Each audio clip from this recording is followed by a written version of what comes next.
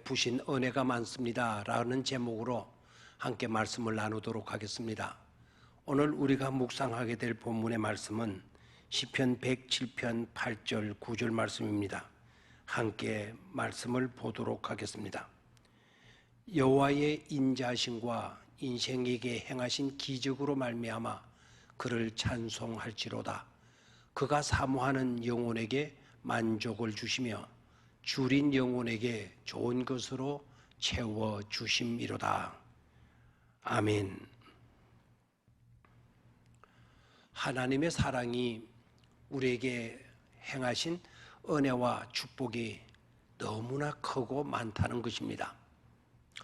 하나님의 사랑과 하나님의 은혜와 축복을 사모하는 자에게는 더 좋은 것을 주신다고 했습니다.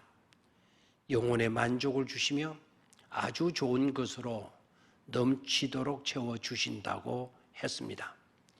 이런 은혜를 우리가 받고 우리도 이런 감사와 고백을 드릴 수 있어야 하겠습니다.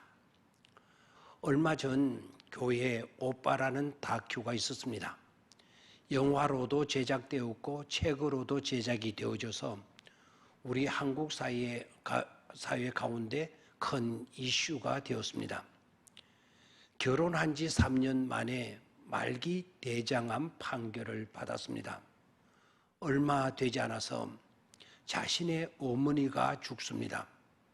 또 얼마 되지 않아서 이제는 자신의 아내가 혈액암 판정을 받게 됩니다.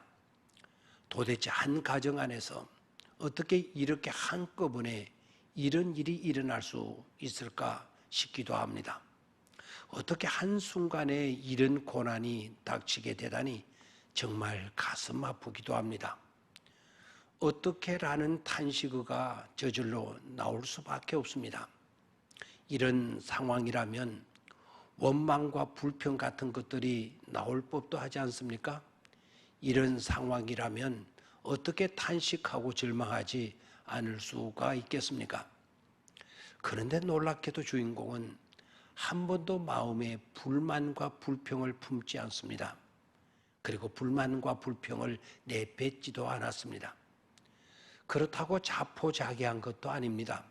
캐세라세라도 아니었습니다. 우리가 잘 알듯이 그냥 평온하게 정말 믿어지지 않을 만큼 주인공 이관희 집사는 결국 하나님의 나라로 갔습니다. 그가 남긴 유품을 통해서 보니까 이런 글들이 나왔습니다. 자신이 받은 은혜와 지금 자신이 겪고 있는 질병, 고통들을 비교해서 보니까 그래도 받은 은혜가 더 크고 더 많더라는 것입니다. 그는 이렇게 말을 합니다. 고난이 올 때면 원망하거나 불평할 것이 아니라 어떤 상황에 놓이더라도 감사해야 할 것입니다. 당하는 고통의 분량보다 받을 은혜가 훨씬 더 많기 때문입니다. 우리 모두는 받은 은혜가 훨씬 많은 사람이기에 감사하는 자가 더 많아져야 하겠습니다. 나는 그를 볼 수가 있습니다. 우리가 놓치지 않고 감사하게 될 때면 문제가 다가와도 그 문제를 이길 수 있는 힘이 더 많이 생기게 되는 것입니다. 절망 중에서도 말입니다. 우리도 제발 진실하고 솔직합시다.